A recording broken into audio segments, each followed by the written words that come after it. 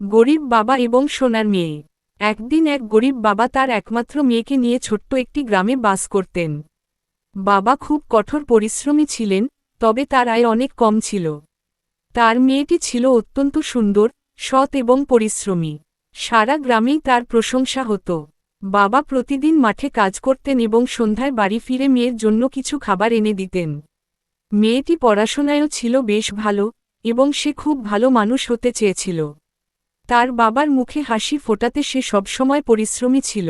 একদিন গ্রামের রাজা শহরে যাওয়ার সময় মেয়েটির সৌন্দর্য দেখে মুগ্ধ হন এবং তাকে রাজপ্রাসাদে নিয়ে যাওয়ার জন্য প্রস্তাব দেন।